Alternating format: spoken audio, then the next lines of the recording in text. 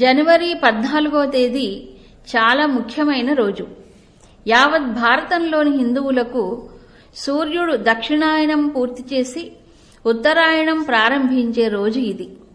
దీనికోసం భీష్మాచార్యుల వారు అంపశయ్యపై పడుకుని ఎదురుచూచారు. కురుక్షేత్రంలో ఉన్న బ్రహ్మసరోవరంలో, ప్రయాగలోని త్రివేణి సంగమంలో, బంగాళాఖాతంలోని గంగాసాగర సంగమం వద్ద లక్షలాది జనం స్నానాలు చేస్తారు. శబరిమలలో ఆ రోజునే ఆకాశంలో జ్యోతిని చూడటానికి లక్షలాది మంది భక్తులు చేరతారు. కర్కాటక సంక్రమణానికి లేని ప్రాముఖ్యత మకర సంక్రమణానికి ఎలా వచ్చింది? నిజానికి మన పండుగలేవి కేవలం సరదా కోసం చేసుకునేవి కావు. అవి చాలా గూఢమైన సందేశాలను ఇస్తాయి. మన పండుగలన్నిటికీ పురాణ ఇతిహాసాలే ఆధారం. వాటిలో ఉండే కథలు పండుగలు ఏర్పడటానికి కారణాలని వివరించుతాయి. పురాణ ఇతిహాసాలకి ఉపనిషత్తులు ఆధారం. ఉపనిషత్తుల్లోని క్లిష్టమైన విషయాలని పురాణాలు, ఇతిహాసాలు కథల రూపంలో వివరిస్తాయి.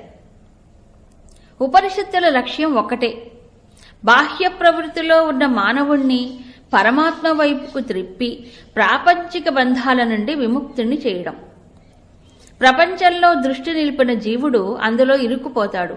అందులోంచి బయటపడడానికి ప్రయత్నించేవాడు ప్రపంచంలోని పరిమితులను దాటి అతీతుడు అవుతాడు. వీటినే దక్షిణాయనం, ఉత్తరాయణం అన్నారు. దక్ష్ అంటే ప్రమేయాన్ని పెంచుకోవడం, ఉత్తర అంటే తరించి పైకి వెళ్లడం. ఆకాశంలోని సూర్యుని గమనాలను శాస్త్రజ్ఞులు పరిశీలించినట్లే జీవుడనే సూర్యుని గమనాలను ఋషులు గమనించారు. తెల్లని కాంతితో ఇమిడి ఉన్న ఏడు ఇంద్రధనస్సు రంగులని 7 గుర్రాలుగా చేసుకుని ఆకాశరథంలో సూర్యుడు తిరుగుతున్నట్లుగా పంచేంద్రియాలు, మనోబుద్ధులనే 7 గుర్రాలుగా చేసుకుని జీవుడు శరీర రథంలో తిరుగుతున్నాడు. ఆకాశంలో సూర్యుడు దక్షిణాయనం చేస్తున్నప్పుడు వెలుగు తగ్గి చీకట్లు పెరుగుతాయి. జీవుడనే సూర్యుడు విషయాకర్షణలో చిక్కుకుని ప్రపంచంలో ఇరుక్కుపోతున్నప్పుడు అతనిలో అజ్ఞానం అనే చీకట్లు పెరుగుతాయి, జ్ఞానం తగ్గుతుంది. ఆకాశంలో సూర్యుడు ఉత్తరాయణంగా తిరిగినప్పుడు చీకట్లు తగ్గి వెలుగు పెరుగుతుంది. జీవుడనే సూర్యుడు ఇంద్రియాలని, మనస్సును నిగ్రహించి బుద్ధిలోని విచక్షణా జ్ఞానంతో విషయ వస్తువుల్ని పరిహరించి పరమాత్మను గురించి తెలుసుకుంటున్నప్పుడు అతడిలో అజ్ఞానమనే చీకట్లు పోయి జ్ఞానకాంతి వస్తుంది. అది సూచించడం కోసం మకర సంక్రాంతికి అత్యధికమైన విలువ ఇవ్వబడింది.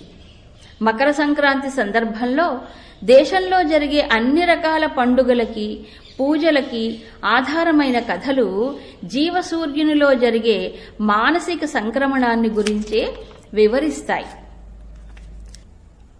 జీవితంలో ఉత్తరాయణంగా మలుపు ఎలా తెచ్చుకోవచ్చో త్రివేణి సంగమ స్నానం సూచిస్తుంది. ప్రయాగలోనున్న గంగా, యమున, సరస్వతి నదుల సంగమంలో భక్తులు స్నానాలు చేస్తారు. గం అంటే ముందుకు పోయి వ్యవహరించటం, యం అంటే నిగ్రహంతో నిదానించటం.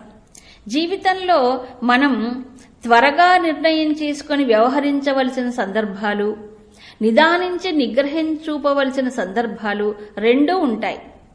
జ్ఞాన సరస్వతి ఆధారంగా ఈ రెండింటినీ సమన్వయపరుచుకొని జీవన ప్రవాహంలో స్నానం చేస్తే అది నిజమైన సంక్రమణం అవుతుందని శాస్త్రాలు సూచన ఇస్తాయి.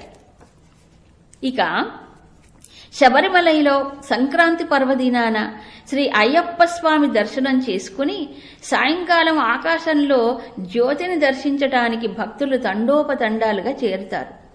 దీక్షను పూని వెళ్లిన సాధకులు తలపై ఇరుముడిని పెట్టుకుని 18 మెట్లను దాటి స్వామి దర్శనం చేసుకుని అలాగే వెనక్కి తిరగకుండా తిరిగి వస్తారు.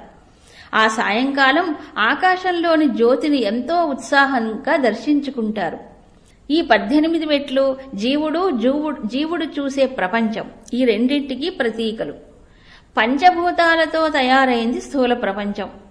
దానిని తన 10 ఇంద్రియాల ద్వారా చూస్తాడు జీవుడు. ఈ ఇంద్రియాల వెనకాల మనస్సు, బుద్ధి, అహంకారం అనే సూక్ష్మ పరికరాలు కూడా పనిచేస్తాయి. ఈ 18 కలిసి జీవుణ్ణి ప్రపంచాన్ని తయారు చేస్తాయి. వాటిని దాటి ఎక్కి స్వామిని దర్శించుకున్న జీవుడు జ్యోతిని దర్శించగలుగుతాడు.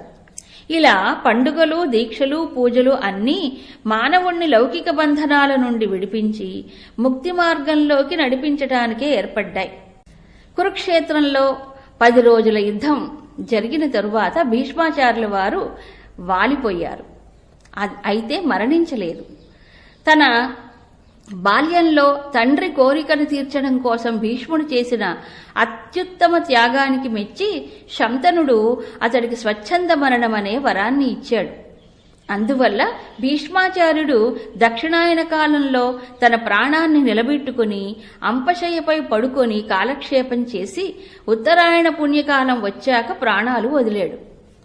జీవితమంతా అన్యాయపరులైన కౌరవుల పక్షాన ఉండి వారు ఉప్పు తింటూ కురుక్షేత్రంలో వారి తరఫున చండ ప్రచండంగా యుద్ధం చేసిన భీష్ముని మనస్సు కల్మషంతో నిండిపోయింది. ఈ మనస్సు బాహ్య ప్రవృత్తితో పరుగు పెడుతుంది, కానీ పరమాత్మని చేరుకోదు. అందుకని అతి కఠినమైన అంపశయ్య పైన పవళించి మనస్సుని క్రమంగా దైవాభిముఖంగా త్రిప్పుకున్నాడు భీష్ముడు. భూమిలోంచి చిమ్ముకుంటూ వచ్చిన జ్ఞానగంగ నీటిని తాగాడు. పాండవులకి ఉత్తమమైన ధర్మబోధ చేసి శ్రీకృష్ణుని యొక్క దివ్య రూపాన్ని దర్శించుతూ శరీరాన్ని వదిలిపెట్టాడు. ఇలా ప్రాపంచిక ప్రమేయాన్ని విడిచి పరమాత్మను దర్శించుకున్న మనస్సు ప్రపంచంలోకి రాదు, మరి జన్మ ఉండదు. భీష్ముడికి తండ్రి ఇచ్చిన స్వచ్ఛంద మరణం అనే వరం మనందరికీ సహజంగా ఉన్నటువంటి పురుషార్థాన్ని సాధించే శక్తియే. ప్రపంచాన్ని తలుచుకుంటూ ప్రాణం వదలాలా, భగవంతుణ్ణి స్మరించుకుంటూ వదలాలా అనేది మన ఇష్టం.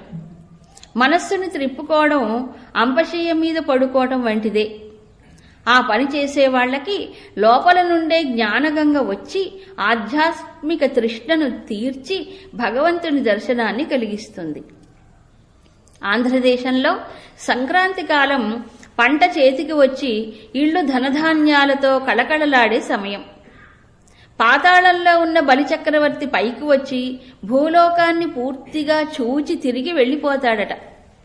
మానసిక సంక్రమణం జరిగినప్పుడు ఆధ్యాత్మిక సంపదతో జీవుడు హృదయం కళకళలాడుతుంది. వ్యక్తిత్వంలో ఎక్కడో అడుగుపడిపోయి ఉన్న త్యాగబుద్ధి బయటికి వస్తుంది. తన సర్వస్వాన్ని భగవంతుడికి బలిగా సమర్పించుకుంటాడు జీవుడు. ఈ సూచనలను గ్రహించి మానవులు తరించెదరుగాక. హరి ఓం.